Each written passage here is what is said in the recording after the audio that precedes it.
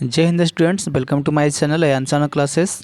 आज हम लोग इस वीडियो के माध्यम से देखेंगे क्लास 8 का साइंस सब्जेक्ट और ये चैप्टर 2 होगा तड़ित और भूकंप पे, यानी कि प्रकृति के दो भयानक रूप।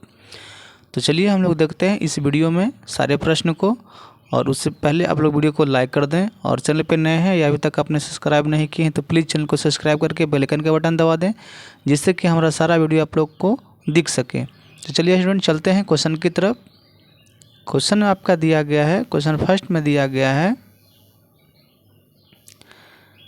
कि रिक्त स्थानों को पूर्ति करें, यानी कि रिक्त स्थान जो दिया गया उसको पूर्ति भरना है। तो चलिए हम लोग देखते हैं क्वेश्चन को। क्वेश्चन में एक में दिया गया है आपका सजातीय आवेश एक दूसरे को खाली स्थान दिया गया है करते हैं, यानी कि सजातीय आवेश यानी कि एक ही प्रकार का दो आवेश यानी कि प्लस प्लस एक दूसरे को क्या करेंगे। तो देखिए प्लस प्लस यानी कि एक ही रहेगा। जैसे में धनात्मक धनात्मक और एग्जाम्पल के तौर पर देखा जाए तो लड़की लड़की या लड़का लड़का, तो इन दोनों को बीच में क्या होगा, विकर्षित होगा। यानी कि माइनस माइनस क्या माइनस माइनस या प्लस प्लस, ये दोनों के बीच में क्या होगा तो विकर्षित होगा। तो यहाँ पे हम लोग लिख देंगे विकर्षित। क्या लिख देंगे यहाँ पे, विकर्षित। यहाँ पे हो जाएगा विकर्षित। दूसरा हो जाएगा विजातीय आवेश एक दूसरे को क्या करते हैं, यानी कि इसका जस्ट उल्टा। तो विजातीय मतलब कि एक प्लस एक माइनस, तो इसको क्या हो जाएगा यहाँ पे आकर्षित करेंगे। तो यहाँ पर लिख देंगे आकर्षित। आकर्षित। अब चलते हैं क्वेश्चन नंबर 3 में क्या दिया गया। क्वेश्चन 3 में दिया गया है कि तड़ित चालक तड़ित से भवन को करते हैं। तो क्या करते हैं, सुरक्षा करते हैं। यहाँ पे क्या लिख देंगे हम लोग, सुरक्षा। क्या हो जाएगा, सुरक्षा। आगे चलते हैं 4 में दिया गया है भूकंप की तीव्रता का मापन खाली स्थान दिया गया स्केल से किया जाता है। तो क्या इसमें हो जाएगा, भूकंप मापी। यहाँ पे लिख देंगे भूकंप मापी, भूकंप मापी हो जाएगा। चलिए चलते हैं क्वेश्चन सेकंड की तरफ। क्वेश्चन नंबर सेकंड में दिया गया है कि सर्दियों में स्वेटर उतारते समय चिटचिट की आवाज़ होती है, क्यों। ऐसा हम लोग अनुभव किए हैं, महसूस किए हैं। जब हम लोग सर्दियों के दिन की ठंडी के दिनों में स्वेटर को उतारते हैं तो चिटचिट की आवाज़ सुनाई देती है। तो चलिए उसका कारण क्या है हम लोग देखते हैं। स्वेटर तथा शरीर के रगड़ से आवेश उत्पन्न होता है। स्वेटर तथा हमारे शरीर का जो रगड़ होता है दोनों के बीच में, तो जिसके बीच आवेश उत्पन्न होता है। आवेश के प्रवाह के कारण विद्युत उत्पन्न होती है, यानी कि विद्युत उत्पन्न होती है। इस प्रवाह को विद्युत उत्सर्जन कहा जाता है, जिस कारण तीव्र प्रकाश चिंगारी के रूप में उत्पन्न होती है, जो हमें क्या होता है, चिड़चिड़ की आवाज़ तथा चिंगारी के रूप में मालूम पड़ता है। तो इस प्रश्न का आंसर इस प्रकार से आप लोग लिख लेंगे। आगे चलते हैं क्वेश्चन नंबर 3 की तरफ। क्वेश्चन नंबर 3 में दिया गया है आपका कि जब हम विद्युत दर्शी के ऊपरी भाग को छूते हैं तो वह अपना आवेश खो देती है। व्याख्या कीजिए। यानी कि जब हम विद्युत दर्शी के ऊपरी भाग को यदि हम लोग छूते हैं तो अपना जो आवेश होता है वो खो देती है। ऐसा क्यों होता है, चलिए उसके बारे में हम लोग व्याख्या करते हैं, यानी कि जानते हैं। इसका आंसर हो जाएगा आपका कि जब हम विद्युत दर्शी के ऊपरी भाग को छूते हैं तो उसके पत्ती में मौजूद आवेश हमारे शरीर में प्रवाहित होकर चली जाती है और पुनः हमारे शरीर से आवेशित प्रवाहित होकर पृथ्वी में चली जाती है। क्यों, ऐसा क्यों होता है, क्योंकि शरीर विद्युत का सुचालक होता है, परिणाम स्वरूप विद्युत दर्शी अपना आवेश को खो देती है। तो चलिए आशा है कि आप लोग को ये प्रश्न का आंसर भी अच्छा लगा होगा। तो अभी तक आपने लाइक नहीं किए हैं तो लाइक कीजिए और कमेंट कीजिए। चलिए क्वेश्चन नंबर 4 की तरफ चलते हैं। क्वेश्चन नंबर 4 में दिया गया है भूकंप मापी का चित्र बनाना है और उसके मापन को लिखना है। याद रखिएगा, ध्यान में देना है कि भूकंप मापी का क्या बनाना है, चित्र बनाना है, उसके मापन को भी लिखना है। तो चलिए हम लोग आंसर में देखते हैं क्या करना है। उत्तर में लिखना है आपको कि छात्र शिक्षक की मदद से भूकंप की विधि को लिखें। यानी कि क्लास में ये क्या क्या होता है इसको लिख देना है और इस प्रकार से फिगर बना लेना है। देखिए, अब चलते हैं क्वेश्चन नंबर 5 की तरफ।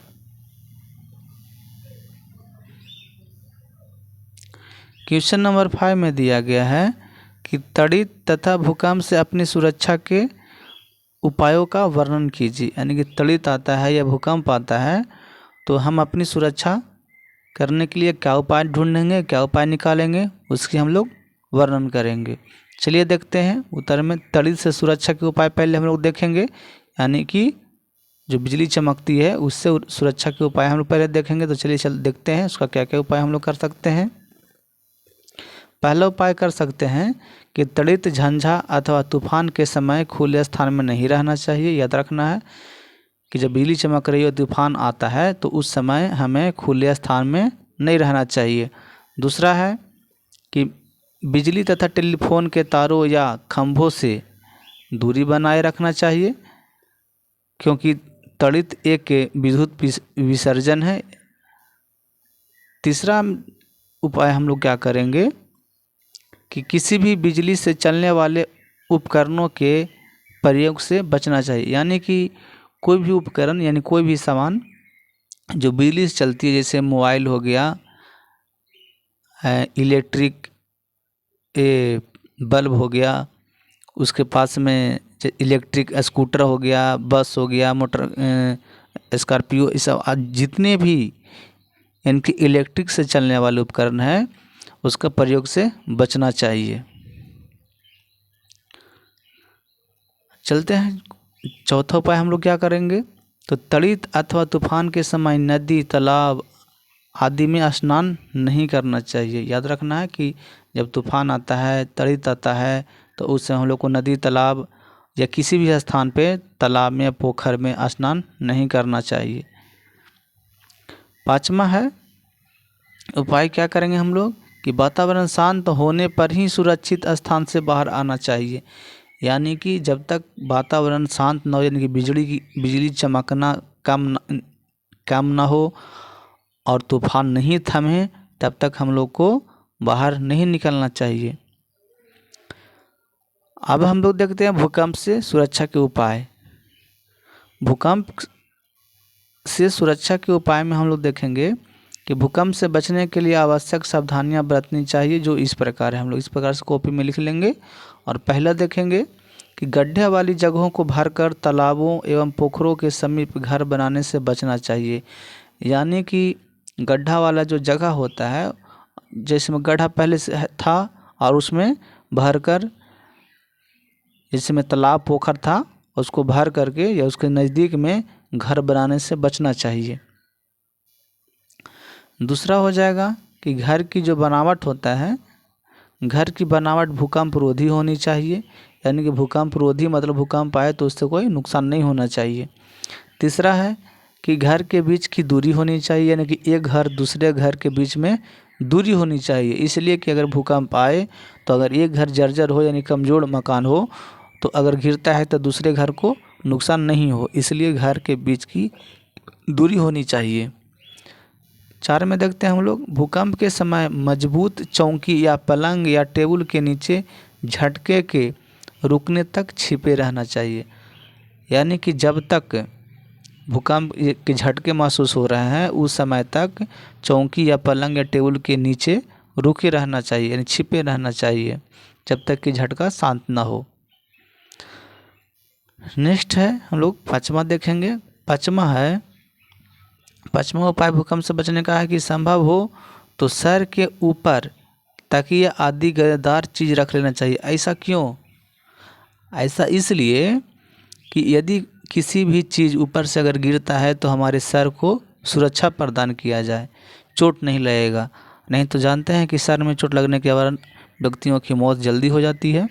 इसलिए संभव हो तो सर के ऊपर तकिया आदि गद्देदार चीज़ रख लेना चाहिए।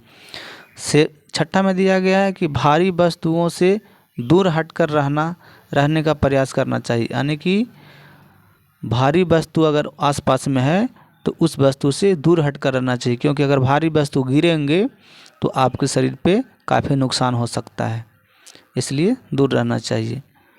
चलिए 7 में दिया गया है उपाय में कि भवनों, बिजली के तारों तथा वृक्षों से खुले स्थान में लेट जाना चाहिए। यानी कि भवनों, बिजली के तारों तथा वृक्ष से दूर खुले स्थान में लेट जाना चाहिए। यानी कि भवन से, बिजली से के तारों से और वृक्ष से क्या रहना चाहिए, दूर रहना चाहिए। और यदि खुले स्थान में है तो क्या करना चाहिए, लेट जाना चाहिए। इसलिए कि भवन गिरेगा, बिजली के तार भी गिर सकता है, वृक्ष भी गिर सकता है, तो आपका जान जा सकता है। और खुले में इसलिए रहना चाहिए कि अगर धरती फटती है तो आप लेटे रहेंगे तो आपका नीचे जाने की संभावना नहीं बनेगी। तो चलिए स्टूडेंट्स, आशा है कि आप लोग को ये सारे प्रश्न अच्छे तरह से समझ में आ गया होगा। और अभी तक आपने वीडियो को लाइक नहीं किए हैं तो प्लीज़ लाइक कर दीजिए, चैनल को सब्सक्राइब करके बेल आइकन का बटन दबा दीजिए और अपने दोस्तों को पास शेयर कर दीजिए, ताकि उन सभी को भी इस वीडियो से इस प्रश्न का लाभ मिल सके। तो चलिए स्टूडेंट, चलते हैं इस वीडियो में इतना ही। Thank you. जय हिंद, जय भारत।